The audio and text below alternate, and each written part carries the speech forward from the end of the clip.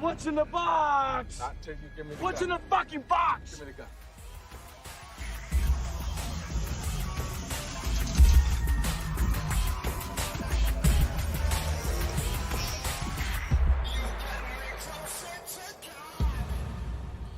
Hey, welcome back to another episode of Does It Hold Up with Adam and Emily. And today we're going to go all the way back to 1995 to discuss one of Brad Pitt's more famous movies, Se7en. Also starring Morgan Freeman, who he can be in everything.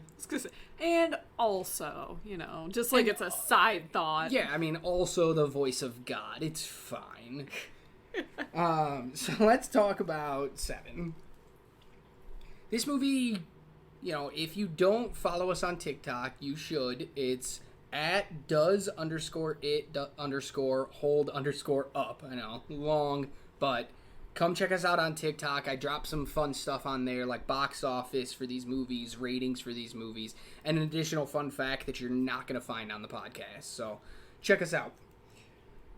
Let's talk about the opening. So This movie has a really interesting title sequence, a great opening credits. What were your thoughts about it? It is so thematic and really kind of starts off with a bang of this is how this movie is gonna go. Like, the whole idea is it is showing off what we will find out to be is John Doe's notebooks and him putting those together, and it really shows his mindset and where this movie is going to take us, how kind of depraved things are going to get. Right, like it immediately establishes the visual aesthetic and atmosphere and creepiness of the forthcoming movie. Oh yeah, it sets the tone off from the get-go. I mean, it's one of the best opening credit sequence I've ever seen. What fails after that, then, is the first scene for me. So, for those of you that don't know about the movie Se7en, it follows Brad Pitt, who plays Detective Mills, and it follows Morgan Freeman, who plays Detective Somerset, as they try to catch a John Doe killer who is using the 7 deadly sins to commit each one of his murders. We're going to go through each murder in this, so I kind of want to get that out of the way first. And, they have their own personal lives to deal with and everything, and as they're tracking him down, he always seems to be one step ahead, kind of your generic cop movie, yet there's, like, this added layer of depth to this film that I think sets it above a standard cop movie, but not always in the best way. Because the first scene for me kind of falls apart. We watch Morgan Freeman enter this, looks like a run-down kind of apartment, to find out that 2 people are dead, and it looks like a crime of passion. But we don't see the crime scene. Mills doesn't spend a lot of time at the crime scene. He kind of goes in, looks around, goes, must be a crime of passion, and dips. And then he meets Mills. I mean, he doesn't really dip. They talk in there, but it's like so quick and abrupt that it doesn't really make sense after coming off that great opening. This isn't a murder done by John Doe. This is just a murder. I actually didn't mind the opening scene. I thought we got a lot of Somerset's character and characteristics from that scene. Why he's kind of over the whole idea of being a cop and being a detective, and the big thing that really sets him apart is his kind of curiosity, his willing to ask those kind of questions, like, did the kids see this? Like, I know other people, including that other officer, who's like, what does it matter?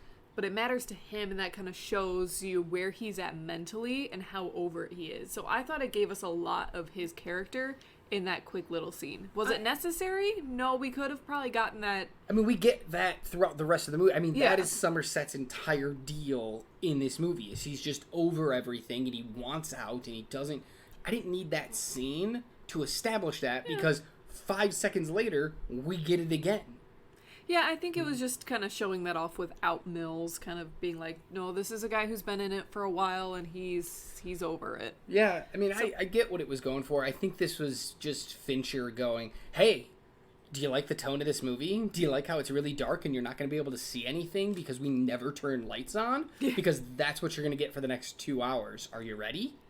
Enough blood in this movie. They had to add one more crime scene. Yeah, so I could have done without it, but we got to jump into the story really quick.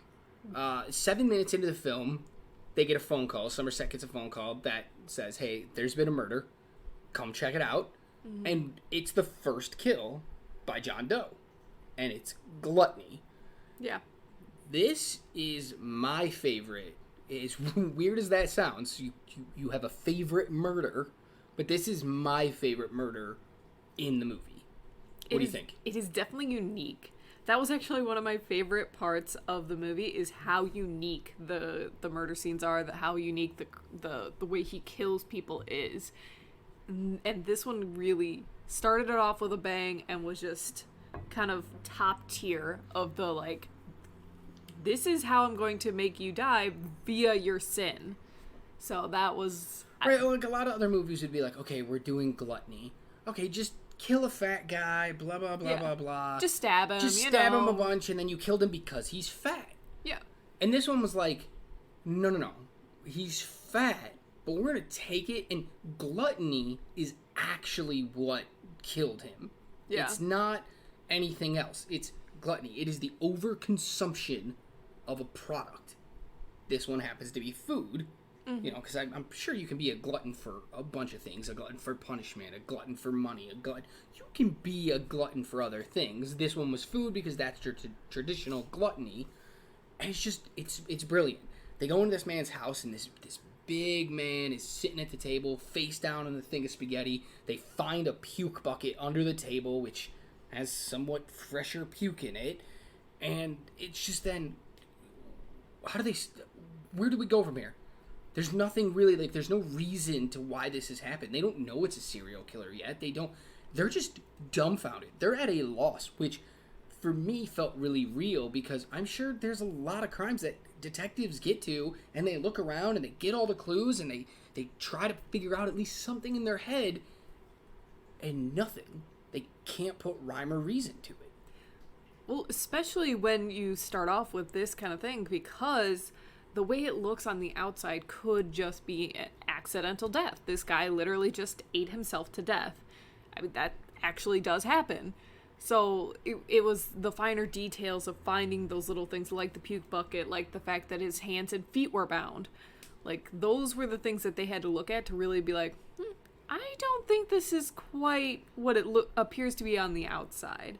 Right, there was something off about it, but they just didn't know how to move forward with it, because they don't really think anything about it until the next murder shows up.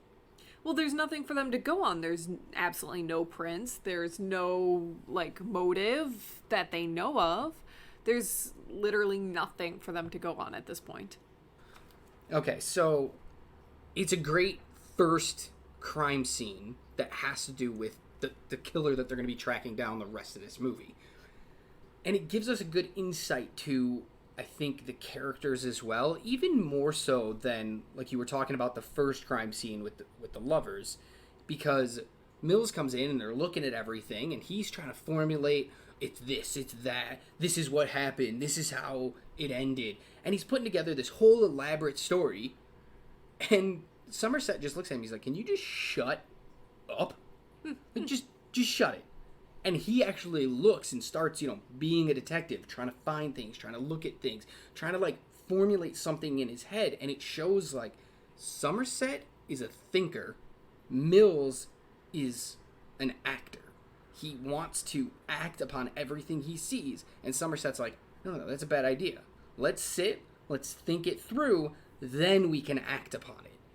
I mean, even little details like the fact that Somerset put on gloves to be in the scene and Mills did not. Yeah, Mills doesn't care.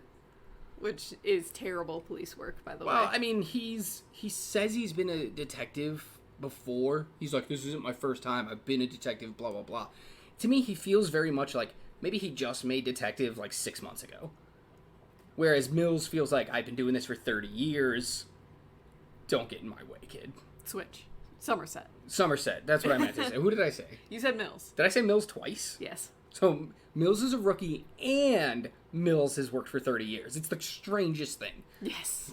You're right. Mills is like a rookie. Somerset's like the dude who's been doing it for 30 years. It's like, I know what I'm doing. Please shut up, stay out of my way, and whatever. I mean, he also seems to know immediately that something is starting. Yeah. Which Or I if was he confused doesn't? how he knew. Well, I don't know if he does. He literally says something is starting. Like, he talks to the head guy who, I can't think of what his position Arlie would be Ernie, called. he's like the captain of the precinct. So he talks to him. He's like, I want off because this is something starting, and I'm done after this week. I just thought he wanted done to be done. No, he legit. Well, I don't think he says meant something starting as in like a big serial thing. It's just, this is a new case. Whether it turns into a serial killer or turns into just a single murder, this guy ate himself to death, whatever it is, he's just done. He doesn't want anything to do with it. He's kind of like, put me on desk work. I'm over everything. So I think this scene is not only the most interesting murder for me. I love the whole aspect behind it because we find out later during the autopsy that not only did he feed him to death, but then he burst him from the inside too by hitting him. Which actually was the thing to kill him. I understand, but, you know, he fed him until he was going to burst, and then instead of waiting, he just, like, kicked him in the stomach and was like, ha. He popped him like a balloon. Yeah. That's insane. It's just insane. But, again, going back to the characters, I think they did a really good job with casting as well, because Brad Pitt was coming off Legend of the Falls, where he's like this heartthrob, take your shirt off, oh, you're so sexy, blah, blah, blah. To go into this movie is like, he really got to amp up that, like, cocky, young, gritty detective, which he hadn't really done up to that point. He got to show that hard side of him. And I think he does a pretty good job. He gets annoying for me a lot throughout the movie. Yeah. He calms down more towards the, like, 3/4 of the way through the movie. He's calm a little bit, but then the end, he just ramps it all up into annoying territory again. But it works because Morgan Freeman has the voice of God, a voice of an angel, and he's so calm, and the way he speaks is so calm, and when he talks, you believe what he says, and so it's a really nice balance between the two. I didn't care for how much Brad Pitt was.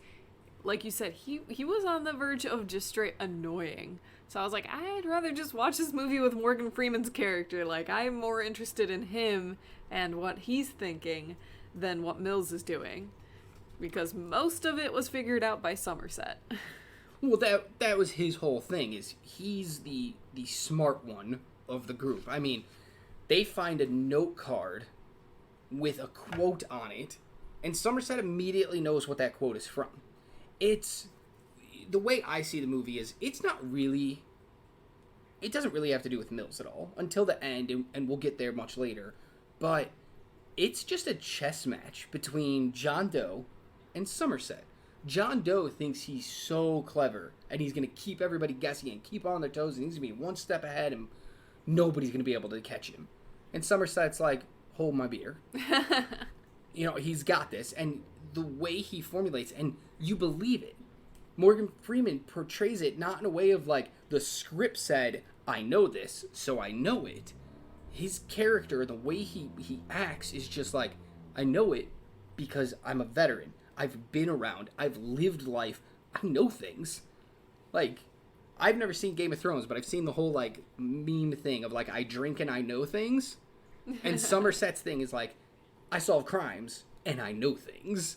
No, he drinks too. He drinks wine. Yeah, definitely. And it's wonderful. So, it's a great balance for me between those two. Now, I do think Somerset's a little too smart at times.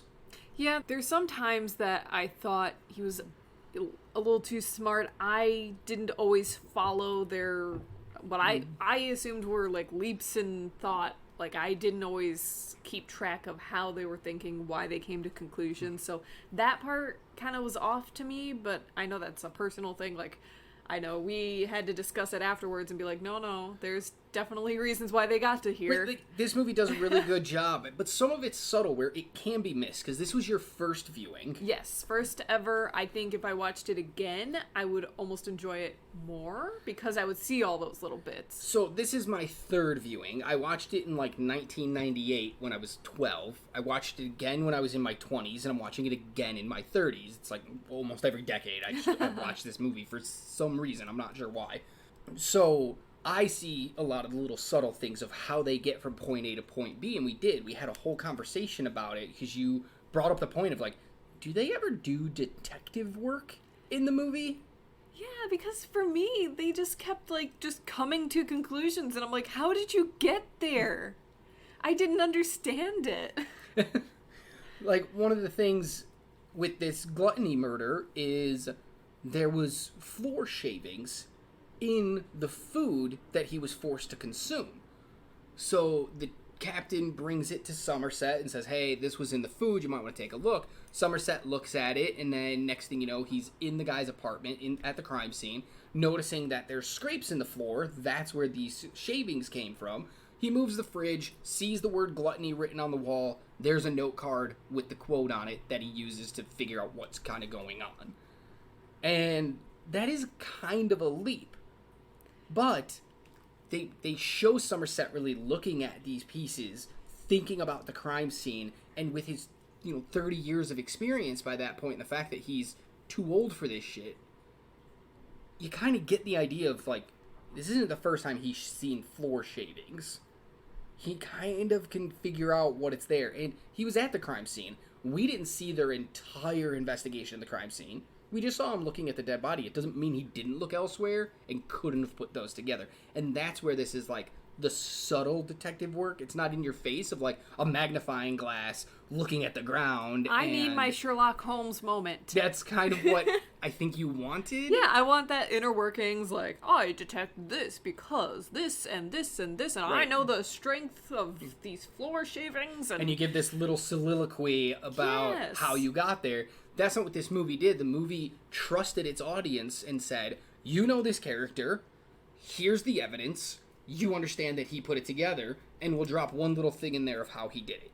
While I appreciate that, they overestimated my ability to just That's put fair. that point A to point B. That's fair. All right, let's move on to murder number 2, which was greed. Yes. What do you think? I appreciated... Tell them about the murder first, then tell me what you thought about it. Oh, okay. So this murder was done to a high-profile defense attorney. Correct. And it was the murder of greed, like you said? Yeah, greed. Okay. Yeah, Greed is second. You said.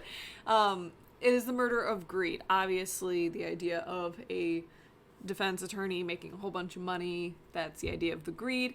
And to show off that idea, he had to give up his pound of flesh. That idea of that phrase of money, of the pound of flesh. Which he takes very literally. Like, you... I mean, the murder is... I killed him by making him cut out a pound of his flesh. Yeah. It couldn't be muscle, it couldn't be bone. It had to be a full pound of just flesh.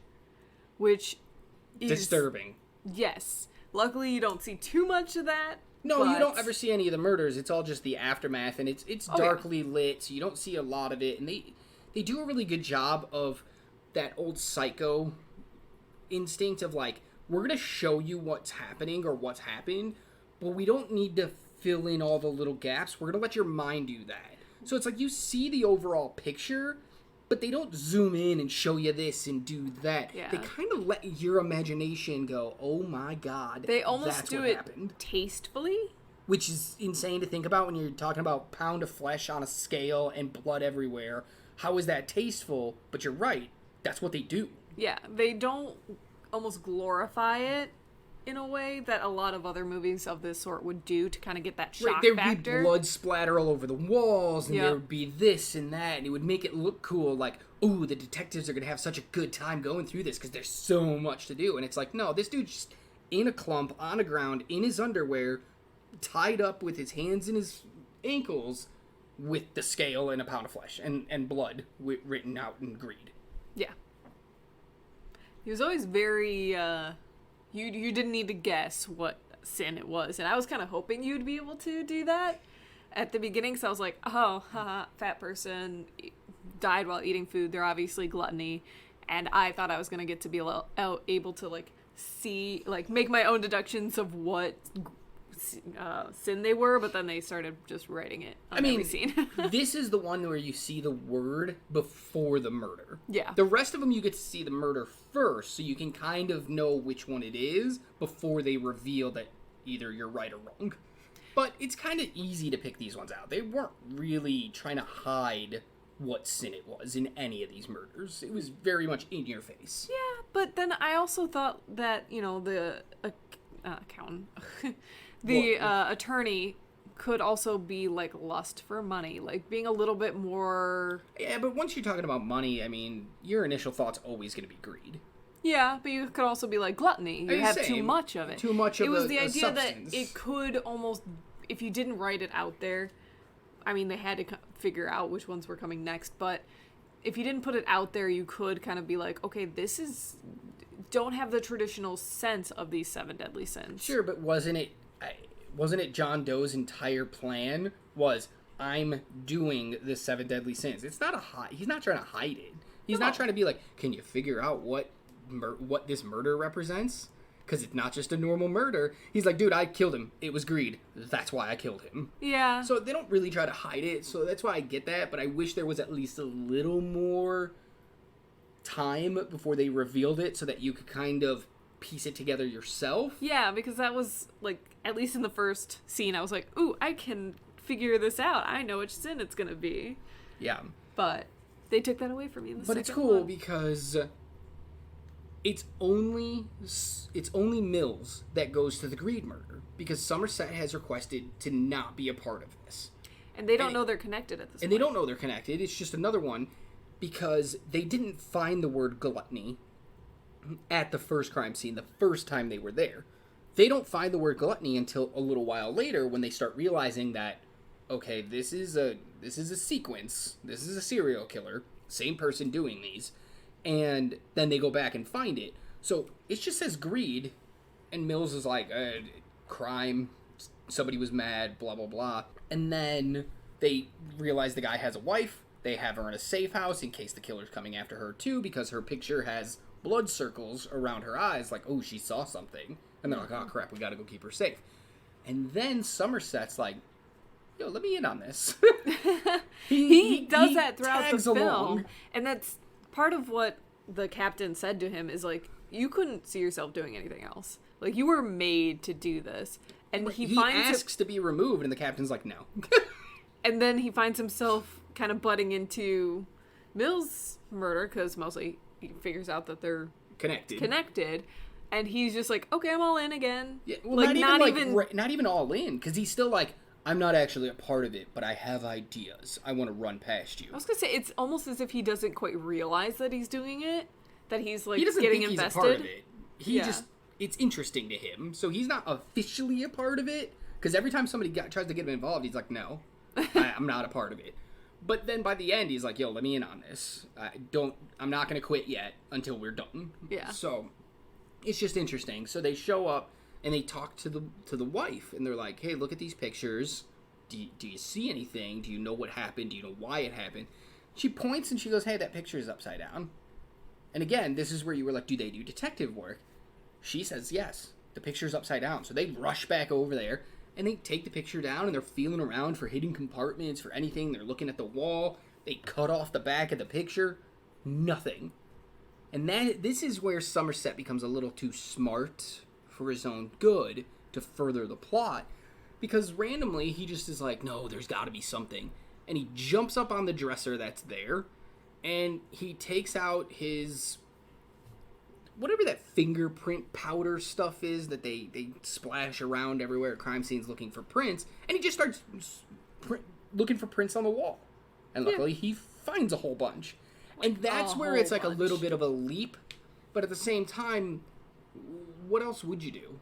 You're a detective, you've dusted for prints 100 times, clearly this picture was moved, so if there's nothing on the picture, there must be something on the wall. I mean, so you can kind of deduce how he got there. Yeah, and that's the whole idea of him being a grizzled veteran of knowing these things. Like, he's probably had to deal with serial killers in the past, or had to, like, think about them or talk about them, study them, to know that if something is different here that shouldn't be, it's on purpose. Yeah. Yeah, he gets it, so, like, he'll knock down that wall because he knows something is going to be in that area. Yeah. That's kind of the feeling you get. So he's going to go through every single thing he can. But again, an interesting murder. A little too on the nose. A little too not really thought out all that well, other than the pound of flesh was fun. But of course it's going to be an attorney. Of course it's going to be... Hey, there's tons of people that are greedy for a lot of different things. That was a little too low-hanging fruit for me. Yeah. Then we get Sloth. Is our third murder. And this one's a little interesting. So when they run the fingerprints they found behind the picture, behind the painting from the Greed murder, it points him to this, like, crazy guy, you know, who's got some mental handicap problems and has a rap sheet and has been in jail and been in trouble before. So they know all about him. They know where he is. They go to track him down. Well, obviously, we're only a third of the way through the movie. It's not going to be him. And they have the whole SWAT team. They bust in the door. And we see this really thin person lying in a bed, all shriveled up, just crazy looking. And that's your Sloth. He's been tied in this bed for 1 year with just enough to live every day. And it just got taken away, little by little, until he dies. Interesting. This one was probably, in my mind, the most... The scariest. The most depraved. Yes, that too. To keep him for a year tied up. For a year. That means John Doe's been thinking about this. This is not some spur of the moment, God spoke to me last week, and I'm going to go do these things. This has been formulated. No wonder he's always a step ahead of everyone. He's been thinking about it. But to do this level of torture for that long, you know, drugging him, having all these tubes in him, it literally took planning and patience and just, oh my god, this one was the one that creeped me out the most, especially with the fact that the guy isn't dead. Oh. Yeah, she's right. He's not dead. So, fun fact. First fun fact of this episode... David Fincher, who was the director of Se7en, who you might know from like Fight Club and Social Network, he didn't tell the SWAT members that Sloth wasn't dead. So the SWAT members are kind of checking out the body and they're all just kind of relaxed, and Sloth makes a noise and moves, and you watch them all jump back, and they do a really good job because they like pull their guns up like, oh my god, what the... And they're freaking out. All real. Because they had no idea. They figured every single victim was just dead. Yeah. Fincher changed it and didn't tell anyone. Well, especially when you see this guy. You're like, okay, this guy's been dead a while. He is so, like... Clearly. Almost, mummified in the way that he looks. So I mean, his teeth are huge because he's so shriveled that his mouth and lips have been pulled back inches... And it looks like his teeth are ready to fall out. Like, intact teeth falling out because he's so dried out. It's sickening. Yeah. But David Fincher thought it was really funny. And he got a great reaction shot out of it. Another fun fact is there was makeup and a little CGI used, but the Sloth body is an actual actor who David Fincher wanted a real person. He was looking for somebody that was really skinny. And the actor came in, weighed about 96 pounds. Oof. During the audition. Fincher hired him. And Fincher was like, you're perfect. I was looking for somebody around 90 pounds. That's what I want to give that look. And then we'll use makeup and everything to make you look worse. So the actor took it upon himself and lost another 6 pounds before filming and did hit that 90-pound mark that David Fincher wanted for that role. That's so unhealthy. I mean, it depends. His body, that just might be what he does. Some people get away with it. I just thought it was interesting, like, most movies would be like, nah, just put somebody in and we'll make them look with makeup and stuff and we'll CGI parts out. It's fine, whatever.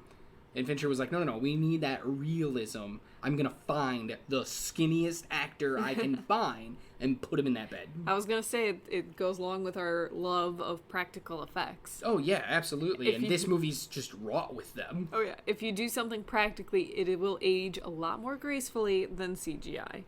Every time. Yeah, oh, yeah. Visually, this movie still looks really good. Oh, yeah. I honestly could have said, this was made this year. Yeah. Came out in January. If it didn't have all the older technology, I'd have been like, oh, this came out this year, right? And even that, they kind of hide away from the technology. We don't see a lot of, like, cell phone use all that much. We don't see computers used all that much. I was going to say, it was a beeper in a couple of scenes. Which and some people still carry, and typewriters are still used. Yeah. So you could just be like, oh, it's a hipster guy, it's a typewriter, it's whatever. Yeah. So, like, this movie still could work. So after they find Sloth, this is when they really know something's happening. And this is when Somerset's like, for sure, it's the 7 deadly sins. Because we go back to the precinct, and now they have the 7 deadly sins written down on a blackboard with crime scene photograph next to the 3 that we already have, so that they know what's happening. After this, I can't remember if it's after Sloth or before Sloth, but Somerset is invited to Mill's home, and he gets to meet his wife, Tracy. Yes. I say girlfriend, wife, because she's hiding a very big secret from him, and that seems more like a girlfriend thing than a wife thing, so I'm not sure if they're, like, newly married or what's going on there. Their relationship seems a little off. They fully are invested and love each other, but for some reason, there's a disconnect between the two. But they have this wonderful dinner together. They laugh. They have a good time. And Tracy's played by Gwyneth Paltrow, who's always good. She's not my favorite actress. When she shows up in things, I tend to roll my eyes because I'm like, oh, God, she's in this. But she always pulls out a good performance. So, like, I might not like her. I might not like the way she acts. But I can admit she pulls good performances. Yeah, I didn't really care so much for her. I thought she was a little bit unnecessary at parts because I was just like, I don't really care. But it all makes sense in the end. Yeah, I was not gonna go there, but well, we're not gonna give it away. We'll do that in our spoiler section later. But yeah, she is purposeful. Yeah. What's weird, though, is she calls Somerset after they have this dinner and other things happen, and she calls Somerset and says, hey, meet me at this diner, I gotta talk to somebody. And he's like, why me? I've literally met you one time at this point. She's like, no, because Mills talks about you all the time, ha ha ha ha ha. And he's like, okay. They go to a diner and they have a conversation. Turns out she's pregnant, but she refuses to tell Mills about it. She hasn't decided if she's going to tell him or not. And that's where it's like their relationship has that disconnect, because you're going to a dude you just met 2 nights ago to talk about this instead of your husband? Well, I mean, she doesn't really have a great track record with her husband, since her husband doesn't kind of understand that she hates it there. And she probably did not want to go there in the first place. So it's like maybe she doesn't quite have that kind of say in her relationship. Doesn't want to ruin his life? Yeah. Because he wanted to go to the big city because that's where the action is. He wants to go be a big-time detective. Fun fact, too, is, do you know what city does this take place in? I don't know off the top of my head. It looked a little bit like New York. Okay, so that's what majority of people say. The 2 top answers are New York and LA. And it's wrong. Both those answers are wrong. If you look at, there's some street signs and stuff that point to them being in LA, because they filmed in LA, so you're not going to change the street signs. But then they're in a pizza shop that says New York style pizza, which could be anywhere, but it leans towards being New York. The only time you get an idea of where they actually are is when you see their police badges, because most badges will say, Chicago Police Department or whatever. This one just says Metropolitan Police, because it's ambiguous. They are in a non-distinct city. But I think that adds to the atmosphere. You can't, like, walk down the street and be like, oh, this is New York. Of course it's crime-riddled. Yeah, I think it really added to that whole idea of you can't just say, oh, this is the worst place in the world. This is where all of these murders are taking place, because that's the whole idea of why Somerset wants to get out, is that literally bad things are happening on every street. The murder is constant here. So you don't want to label a city like that. Exactly. But you also don't want to be like, oh, it's blah, blah, blah, Kansas, where no murder ever happens, but all of a sudden all the bad things. Because then it's like, what? It changes the story. So I like that they said it in a non-distinct thing, because you also could get the idea that it's possibly Seattle because of the weather. Yeah. It rains every day. I'm so curious as to why they put that so rainy. I was just like, why? Leading me right into another little fun thing, another fun fact, but something worth talking about, is that was not meant to happen. They never planned on it just raining all the time. Really? But Brad Pitt was on a reduced schedule because he had to go off and film 12 Monkeys immediately after this. Another great movie. And Brad Pitt's first day of filming on this tight schedule, it was raining. And they were like, well, we can't wait for the weather to get clear because we're going to lose Brad very soon. So let's just film. And then Fincher was like, aesthetically, we just got to keep it now. And he just was like, all right, it officially now rains all the time.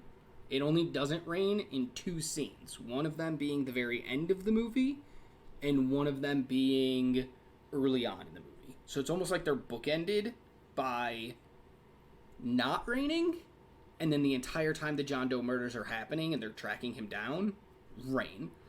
So by accident, it really boosts the atmosphere and boosts the idea that these crimes are hanging over these detectives' heads like a black cloud following them around. What do you think? I like that imagery. I just logically was in my head like, it is just straight up pouring every single day. How is there not just a buildup of water? Like, how are they not flooding? Yes, they should definitely flood, but Like, they could have made it rain, movie magic. like, drizzling the entire time. Nah, movie magic. It's more interesting to watch a full rain than... You can do that every once in a while, but then have some more, most of it drizzling. Sure, but it also then gives the reason for, after, great segue, after they deal with Sloth's murder, they start to kind of put pieces together. And they're like, oh my god, okay, this is 7 deadly sins. Well, Somerset, earlier in the film, had gone to the library to read all about them and took out a couple books, was reading through, trying to, like, fill his head with knowledge. And so he thinks, why don't we see who else has read those books? Because Mills just randomly blurts out, if we could find the guy whose library card rented these books, we would have our guy. And Somerset's like, we can do that. It's not legal, because back in 1995 or 1994 when this was filmed, it wasn't legal. Checking somebody's library history wasn't legal until the Patriot Act in 2001. We're talking 6 years before that. So it's not exactly legal, but Somerset knows everybody, so he calls up a buddy at the FBI, hands him some money, guy comes back with this long list of papers and says, here's everybody who's checked out those books. And they go through the pages and they figure out who's checked out all of those books. And it leads them to, unremarkably, a John Doe.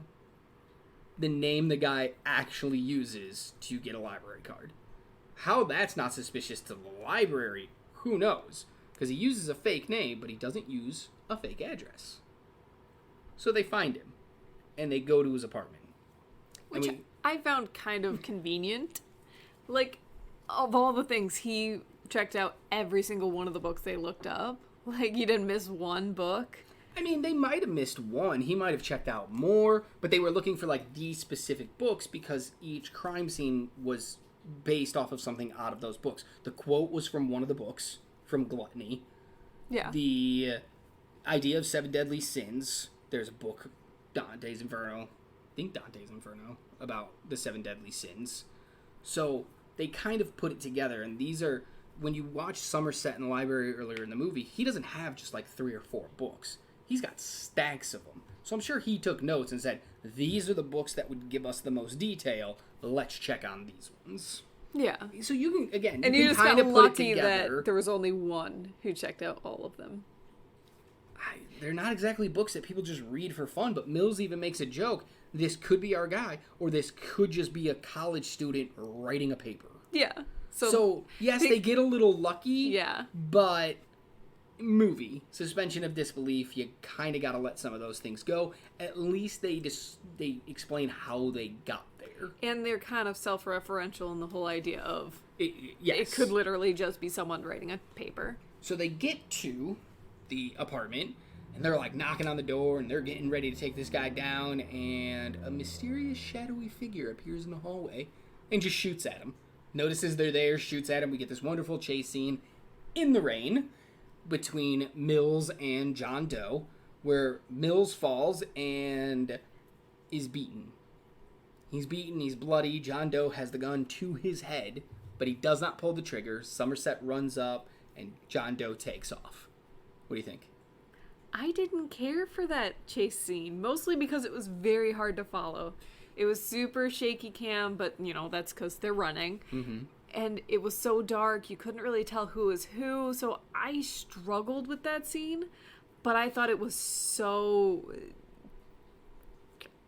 I don't know what word I'm thinking of, just dramatic, that the idea that he didn't kill this guy. It could be for multitudes of reasons. Why didn't he kill the guy? He has the cop dead to rights. He's got the gun to his head. Mills is laying on the ground in an alley. And he doesn't pull the trigger. But it's constantly a thread when dealing with serial killers is that they have a set of things that they do when they kill. They have a plan. They have a plan, and they will stick to that plan no matter what.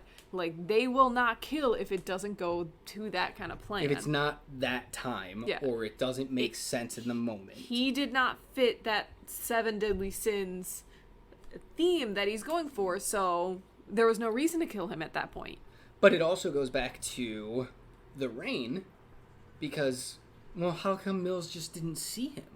He's chasing him down, they're face to face, he should be able to just make the guy out. Well, no, he's got a raincoat on, he's got a big hat on, he's all wrapped up because of the weather, so it gives him a nice convenient way for him to get away as well. That, and he never actually sees him up close. It's always at a distance. No, I mean, when he has the gun to his head, he's standing right above him. You gotta be able to see him, but he doesn't blood look. in the eyes, he does look. The camera looks up at the person from Mills' point of view. We see it. It's just blurry because he's got blood and water in his eyes, and he's been knocked a little loopy, and he's all shadowed and in all this big gear.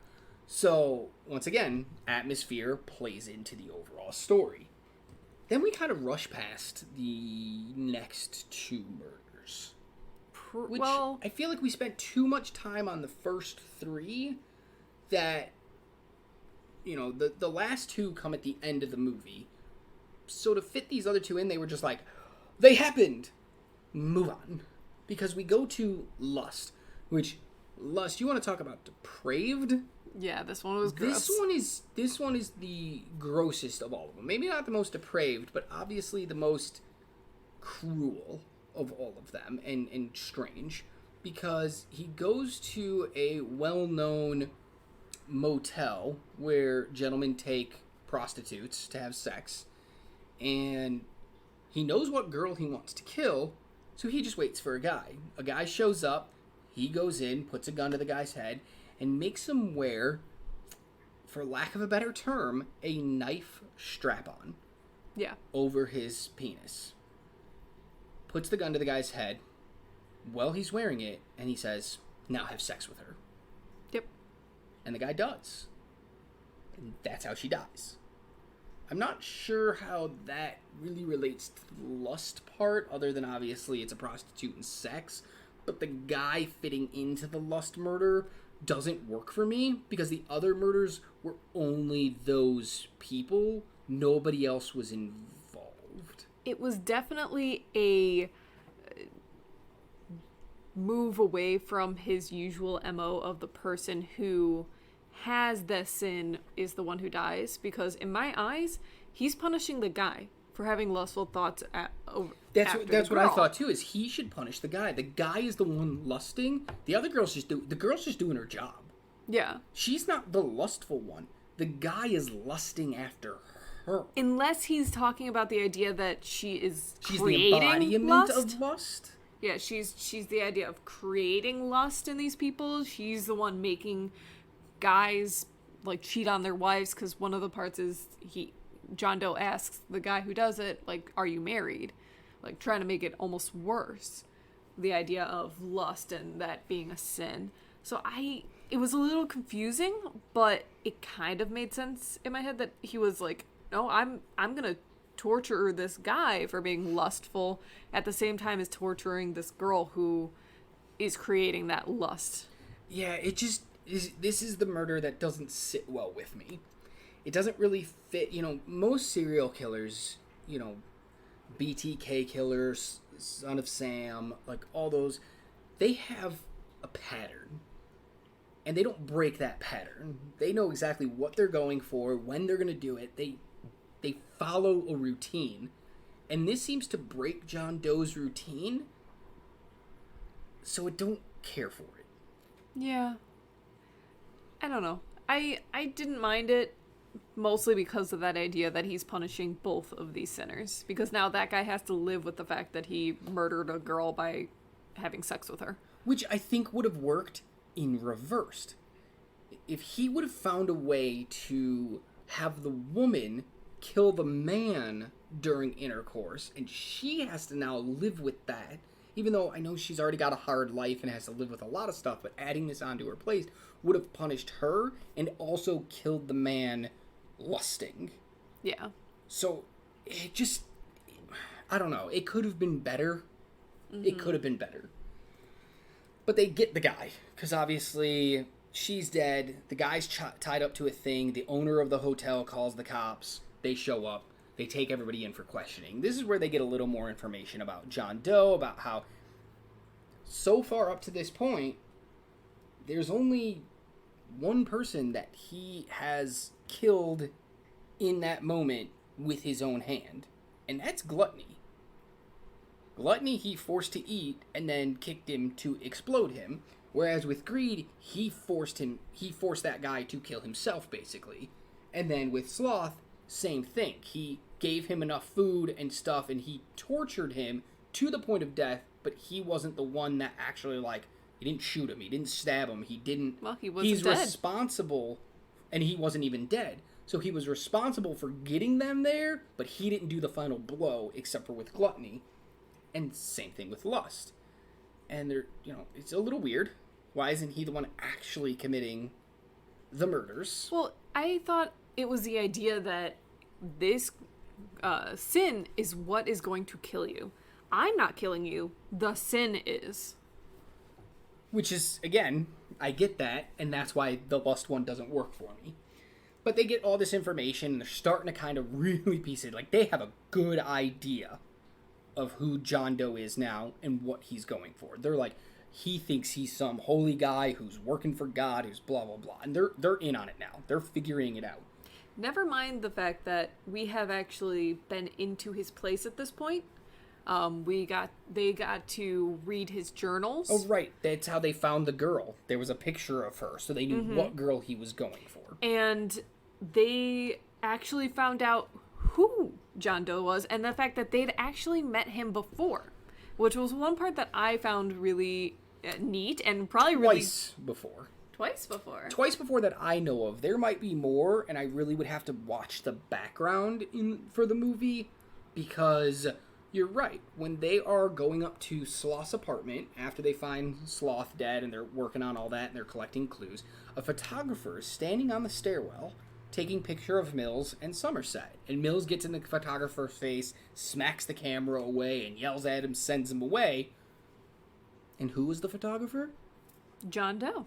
It was. And we find that out by finding some pictures in his little, bathroom / red room. And Mills freaks out, because he's like, we had him, and we let him go. Not that they would have known that was him, but it's the idea of, this is the level of detail that this movie put in. We are going to show you the bad guy. in multiple scenes. You're just not going to know it's him. Mm-hmm. And I'm not going to give away the other scene exactly. I'm just going to give you hints so that if you guys watch this movie, you can look for it. But there's a moment when Mills and Somerset are talking, and somebody mentions that John Doe has a limp.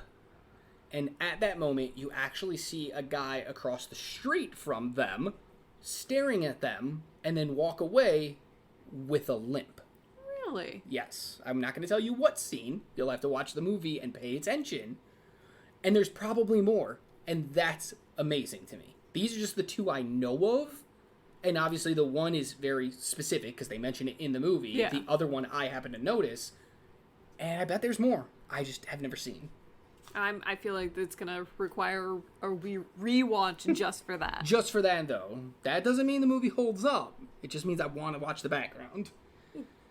Then the sin of pride is next. This one is blink and you'll miss it quick. It is It's super a quick. socialite whose face has been mutilated, and in one hand she has a phone, in the other hand I believe it's the mutilation device. Pills. And the whole idea being, you were beautiful, but I have mutilated you now. So you can either kill yourself and save yourself the embarrassment of being ugly, or you can call for help and live the rest of your life with a disfigured face. And the woman clearly chooses one path over the other. Mm-hmm. And it's a great murder. It is a great representation of pride. Because it's not just, oh, you're pretty and you look in the mirror all the time and you're very prideful of yourself, so you have to die. It's pride, again, is what determines if she dies. How prideful are you? Yeah. And that's what determines. She But was it's given blinking. the option to get out. She could have lived, Yeah. but didn't. And it's a blink and you'll miss it moment. And we immediately move on, and I wish they would have just spent more time with it, because we spent time, gluttony we spent a ton of time with. Yeah. Greed, a ton of time. Not as much. No. It's gluttony was one as the most time, then greed, then sloth, and it's like they spent less and less time with each sin, and I wish they would have evened it out more. Yeah.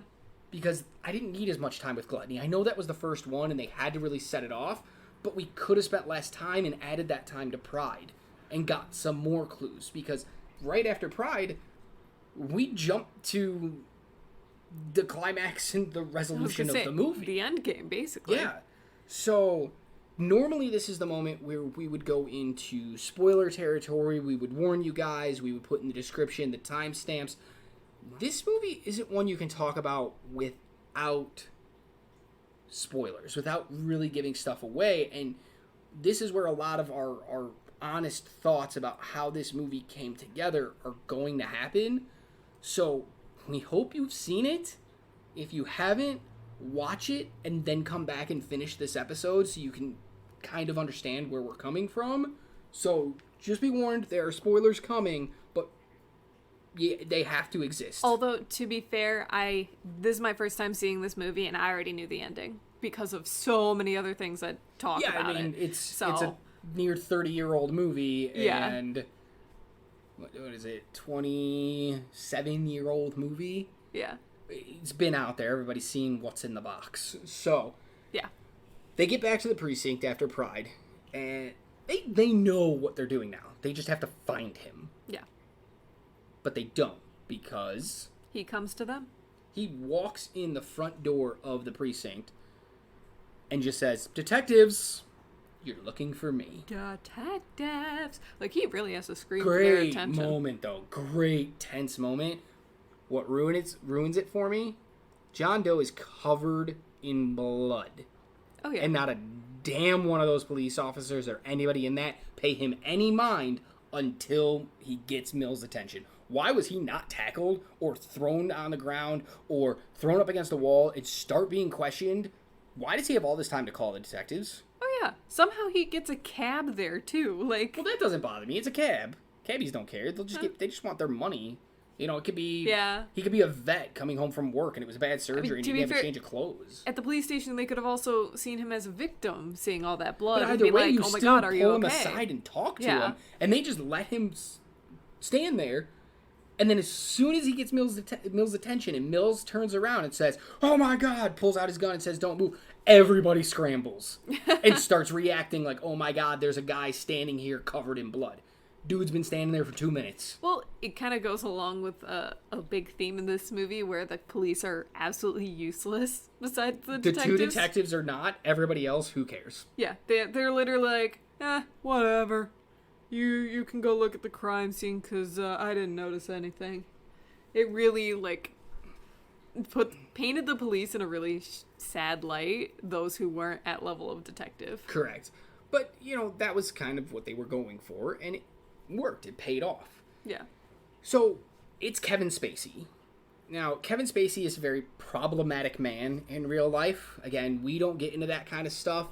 But knowing that, seeing him in the movie, he does a really good job, but I don't like it. If you want to know what he did, if you want to know all of the stuff, you can Google it. There's tons of stuff out there.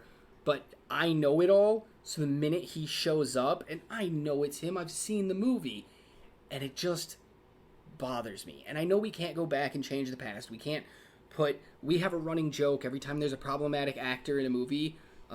We just want Tig Notaro.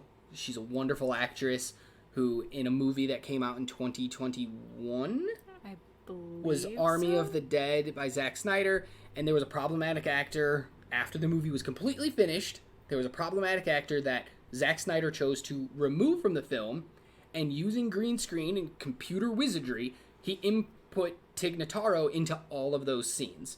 And it's seamless. It's so good. So we have a joke of like, put Tig Notaro in everything whenever there's a bad actor. So I wish they would do something, but I get why they can't. But it takes me out of his scenes. Well, it's the whole idea of don't confuse the artist with the art. Unless the artist uses his art to commit bad things.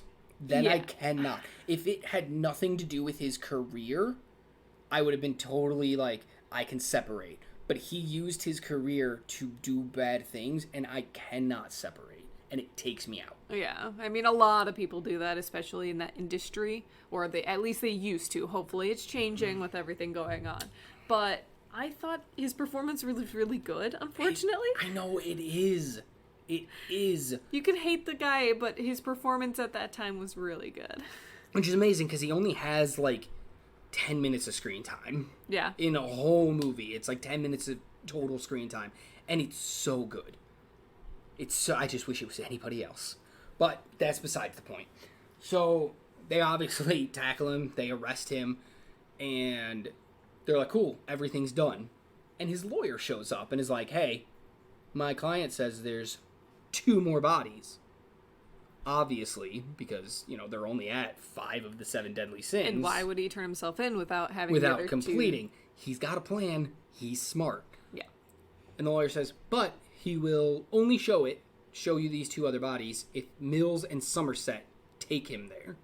He'll sign a complete confession for everything if these 2 detectives will take him. No one else. And if they don't, well, we'll get off on the insanity plea based on how depraved all of the things were. I love that he kills a lawyer for being greedy, a defense attorney for being greedy, but then he has a very greedy, high-profile defense attorney who throws his weight around and says to the captain of the police, oh, you know how good I am. You know I'll get him off. Yep. And the guy's like, I'm not going to let this case slide. And he's like, yeah, but you don't have to, because I'll win anyway. And it's just like, so you killed one but not the other because you were going to need him? It's a little bit of a flaw in his plan if he's trying to be so righteous. Oh, yeah. But obviously the detectives agree. They throw him in a car, and they drive out to the middle of a desert. And the car ride is really interesting because John Doe doesn't seem to give a crap about Somerset. Doesn't interact with him, does not care. He is hyper-focused on Mills, and he is poking it. It's like if a bear was caged and you took a stick and just started jabbing at it knowing it can't do anything. Yeah. That's John Doe. He just says these little things to Mills and talks to him and degrades him and belittles him and just upsets him again and again and again on this car ride. And there's a reason, obviously, because this man doesn't do anything without a reason. Yeah. So they get to the middle of the desert. There's literally nothing except for big power lines. And John Doe's like, what time is it? And Somerset gives him the time. It's 7:01. He's like, cool, it's going to be here any second. And a van comes driving up over the hill. And Somerset's like, oh, hell no. Gets in the car, stops the guy, and the guy's like, I'm sorry. I just had to deliver a box. It's $500. This guy paid me to deliver this box at this time to here. Somerset opens the box and immediately freaks out and starts running back to where Mills and John Doe are. But while he was looking at the box, what were Mills and John Doe doing? They were talking. About what? All about this guy's plan and the fact that he decided he was going to go try to be Mills. He was, what's the word? Envious. Of Mills' life. Yes. So he went to his house and tried to be him. He wanted to experience his life. Which included his wife. Which included Tracy, his wife, and their unborn child. And apparently the envy didn't go so well. He didn't enjoy himself, and it was a huge problem. And so, what did he do? He kills Tracy. Kills her. He explicitly says, I took her pretty little head. Yep. And contrary to popular belief, we never actually see it, even though people swear it's a Mandela effect, that they swear they see Gwyneth Paltrow's head in the box. You don't see it, but they explicitly state her head is in the box that was delivered. Yeah. Wow. What a plan. Which you get these detectives involved in your crimes. You get them tracking you down, only to turn yourself in because your final part, your final piece, is to upset this detective so much that he will become wrath, the final deadly sin. Yeah. So interesting, but I know you had a big problem with it. What was your problem? How was he able to plan this out? Honestly, he started dealing with Sloth a year in advance, and Mills only just came to the force literally like that week. Like a day before these crimes started. So it kind of was almost a crime of convenience at that point to have him be Wrath. I don't know if it was them finding his home faster than he expected them to, or what that made him change his plans. Like maybe he had another idea for a Wrath. But then again, we didn't have any picture for the Pride person either. We only had Lust. So well, he explicitly tells them, you finding me moved my timetable up. Yeah. I had to move quicker. So it's just like, did he have all this planned out, or did he kind of do it more on the fly? Was my problem. It kind of countered what they were already putting up for this guy's MO. I agree with you. I see it a little differently, though.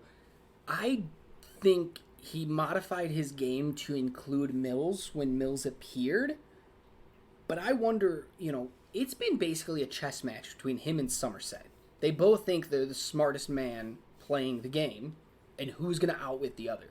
I think he was trying to get Somerset to originally be Wrath. But then he noticed Mills would be so much easier, so when the timetable got pushed up, he knew he could get there.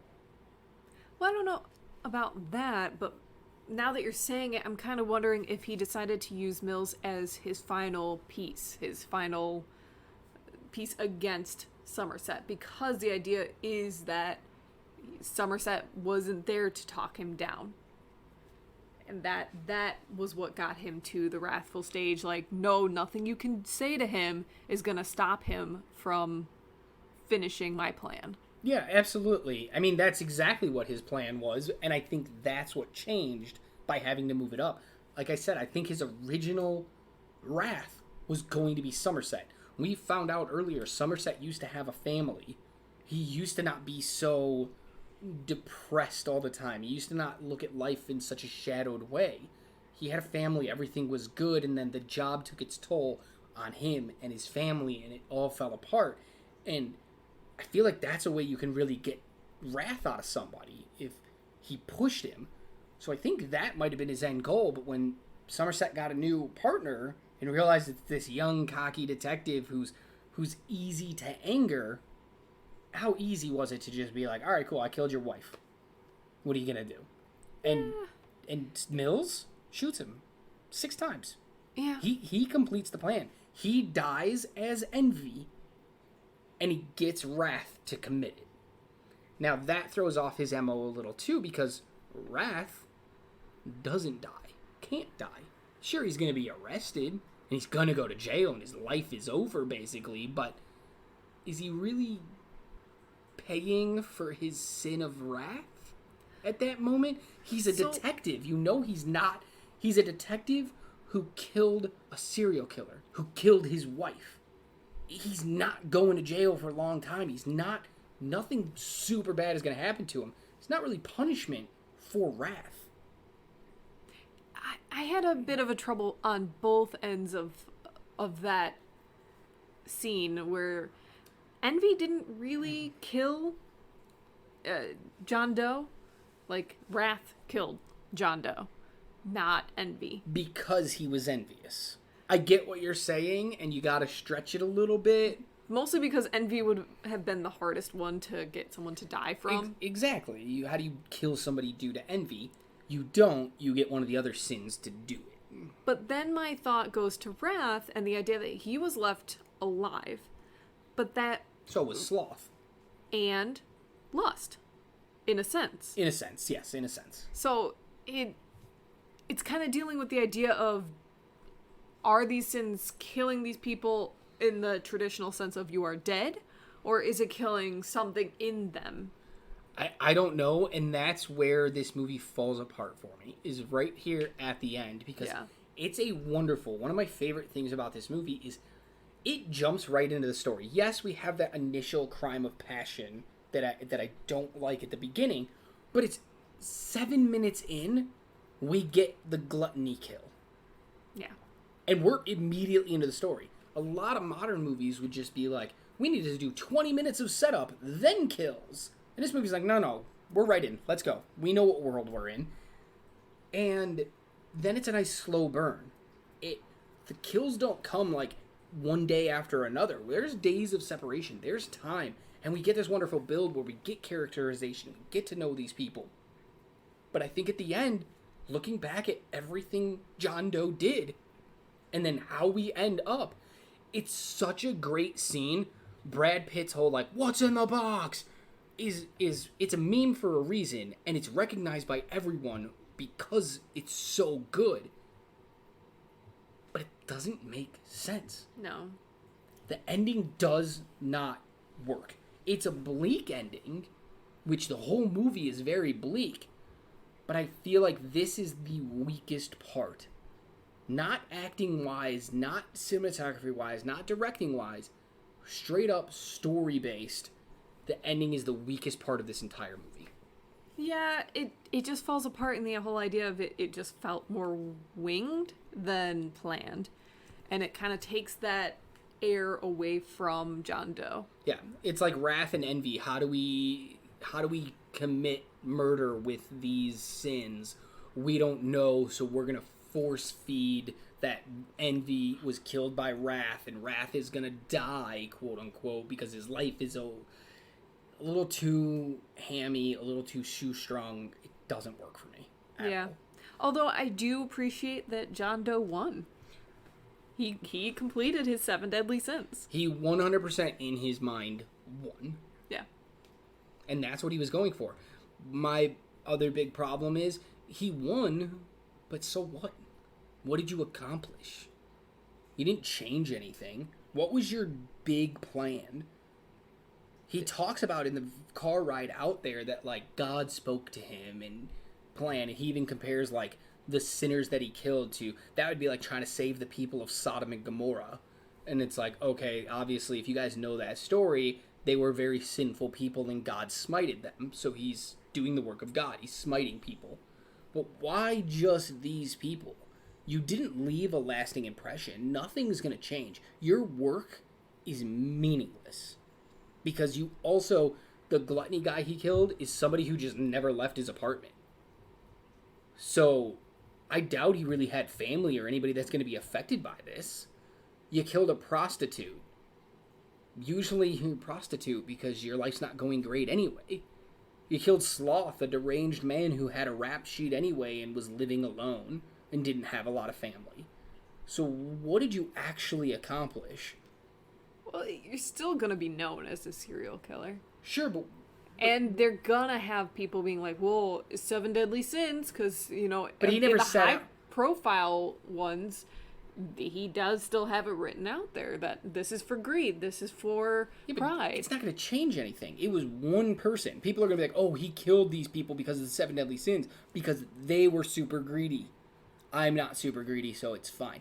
He's not going to actually change anything, and the whole point of Sodom and Gomorrah, which is what he's comparing his crusade to, is it changed the course of people. People were like, oh, God is vengeful. Let's not do these things anymore.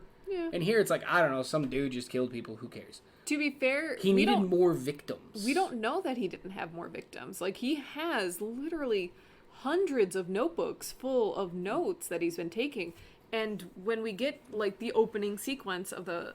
So you're saying we need a sequel? We need a sequel where we find out that John Doe's been traveling the country and committing these in different cities? Can't. How do you end up with wrath and envy in any other city then, if that was his endgame? Well, it doesn't mean that he could just be going after all of these different people with these sins, and that these were his final ones, the ones that he actively put out to the world. Like, no, this is because this person is greedy AF, It's a stretch. I mean, it's fine. It's a stretch. This is where, like, I guess my hyperactive thinking kicks in, because it's just like, it's such a cool concept, and he's such an interesting killer, but overall, he says he has this master plan that means nothing.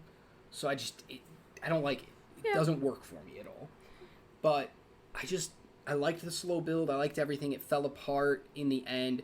I think some of it might have been the story itself was slow paced, but some of the scenes were a little too long, a little too slow. The card-playing cops at the library, the security guards playing cops, and Somerset's like, you guys are uncultured, and then they play some classical music to show him culture. It's like, what is this scene? Who is this for? And there's a lot of that in this movie, where it's like, why do you exist? Yeah, I saw the scene, because this was one of the things I noticed a lot, was they used a lot of in-world sounds for the backdrop. There wasn't too much to the score and everything like that. So I think that was just kind of added in there because they're like, we want to play music during the scene, but we haven't really been playing music underneath the movie, so... But what was that scene? I mean, that was he him... goes to read the books. Yeah. That's all we needed. Just go read the books. Yeah. And I get it. You're trying to add these little pieces in, also... but it was too much for me. Yeah, you had him, and then you also had Mills going over stuff. Yeah. In that scene. So and it was just like there's a way also to bring a that weird in. shot of Tracy in that scene as well, which is I've never really paid attention to or noticed before, but like when Mills is looking at stuff at home and Somerset is reading books in the library, we get this weird insert shot of Tracy just staring. It's like a second and a half, blink and you'll miss it kind of moment, and it's weird. And it just doesn't fit. And there's other scenes that don't fit as well. It kind of changes up. Like, it's a nice slow burn with the murders, and then they cut away from the murders to other things, and that's why we don't have enough time for pride and lust and, to really understand this killer. By the time he shows up, we really only understood about 2, maybe 3 of his kills out of the 5 that have happened. Yeah. So, it just falls apart at the end. The ending is interesting, though, because that's the ending from the script. The studio didn't want that. They wanted a less bleak ending. But this is very, very close to what exactly was in the script, because Fincher wanted the ending to just be, and I think this would have worked so much better. So after John Doe gets shot, the police captain and Somerset talk as Mills is being put into a cop car and saying, like, you know, take care of him, give him what he needs, blah, blah, blah, which clearly goes to show his life's gonna, you know, his life fell apart because his family's dead, but he's not gonna be, like, sent to jail for long. They're literally talking about how they're gonna take care of him. Yeah. And then it cuts to black and we get this little narration. Fincher's original design was boom, boom, boom, boom, boom, boom. Mills shoots John Doe. Cut to black, roll credits. And I feel like that would have worked so much better. Yeah. I feel like that would have left a lasting impression of, like, what the actual... But getting this little wrap-up afterwards, this nice little wrap-up, takes away from that moment. It really does, because it's the whole idea that Wrath is going to be okay after this. Like, not fully okay, because once again, his family's dead. Sure, but people come back from that all the time. It'll be with him forever, but he's young. He could find a new wife. He could. Whereas if they cut it off right there... We don't know. We don't know if maybe the other cops show up and kill him. We don't know if he kills himself. Yep. We don't know what could have happened. But now we do, and it takes away a little bit. Yeah. So I'm just not a big fan. In that version, it would just have ended, you are Wrath. Yeah. The end. Our last fun fact before we go into final thoughts here is, I don't like the guy, but Kevin Spacey, great performance. He was really smart going into this movie because he has such low amount of screen time, and he's the surprise. He's the killer. We don't know who he is. We get that reveal in the police station. He actually went in and told Fincher, do not put my name on anything. Do not put my name in trailer. Do not put me in trailers. Do not put me on posters. Do not put me anywhere. And his name was going to be in the opening credits, that wonderful opening credits piece. And he said, absolutely not. If you want shock, you will do nothing. And then I will appear, and people will be like, holy. Because the first time you watch it, you don't realize it's Kevin Spacey dressed up as a photographer. Yeah, I didn't. You don't. But then on the second watch, you're looking for it. And you're like, oh my God, it is. And it's great. And it's great because it's actually him. But how smart is that? He didn't have to do any press tours. He didn't have to do interviews. He didn't talk about the movie. He just literally made the movie, got paid a bunch of money, and walked away until it came out. And it blew everybody's minds. Though I will say it was rather funny. The end credits, he's in there twice. Because they couldn't put him in the beginning. So Fincher was like, I won't put you in the beginning, but I'm going to put you twice at the end so that he gets his moment as John Doe, and then he's just in the long list of everybody in order of appearance. Yeah. Brilliant. Brilliant by Kevin Spacey and brilliant by Fincher to agree with it, but then also give him his moment because of what a performance he put in. Mm-hmm. Just little tidbits like that. Just that's how you know Fincher is a great filmmaker. All right, final thoughts. Hit me. It completely holds up. Just as I said earlier in this film, I thought this movie could be made today and no one would be the wiser. It was so captivating, so on point with even thematically what things are coming out today, that this movie could have been made today and people would accept it just as it is. So, for you, 100% holds up. Yes. For me, I'm not that high on it, to be honest. As a teenager, this movie was the be-all, end-all. It was brilliant. Because I was a teenager. I was an idiot. In my 20s, it was still really good. In my 30s, it's still really good. But it's a B+ for me at best, which obviously I'm going to say it holds up. You know, you can definitely watch it and still get enjoyment out of it. But this is probably the least enjoyment I've had watching this movie out of the 3 times I've watched it now. It's like, as the time goes on, I like this movie less and less. Is that just because you're rewatching it, or... I honestly, it could be. But when we're talking about things holding up, it kind of hints at the idea that, yes, you might be a first-time viewer, and that's awesome.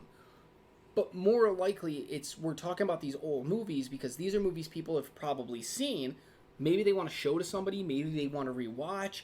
Maybe it's just not on their list because they're like, oh, it's a 40-year-old movie. It won't be as good today. And that's the point, is I want to bring awareness of, like, yes, you can totally still watch this movie and it's great. This movie you can watch and you'll probably like it. but I don't think you're going to enjoy it as much as you did 20 years ago when you saw it the first time. I mean, it does play a lot on that, like, shock factor of what's coming at the end is a big part of it. So if you already know that going in, like, more detail than I did, I could see how it could be a little less impactful for you. Which is weird, though, because another Kevin Spacey film, Unusual Suspects, has this one of the greatest twists in cinema history, and I've seen that one multiple times, and I still get just as much enjoyment out of it. This one, on the other hand, just gets a little less. And the more I think about it, it gets a little less. Okay. Is it great performances? Yes. Is it great directing? Yes. There's just something about it that's not... But what else is there? The story starts out good and falls off by the end.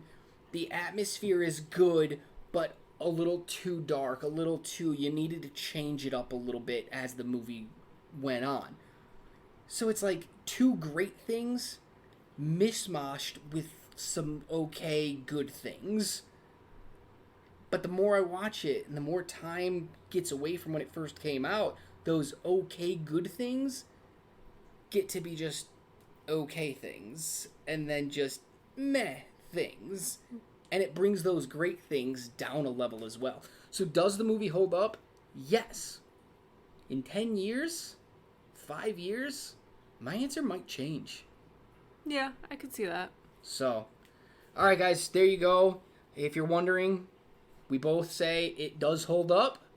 So give it a watch. See if you can notice John Doe anywhere else in the background. If you do, come hit us up on Twitter at doesitholdup13. Let us know what you saw. Also, reminder to follow us on TikTok for some more fun information at does_it_hold_up. In the meantime, keep watching movies. Bye.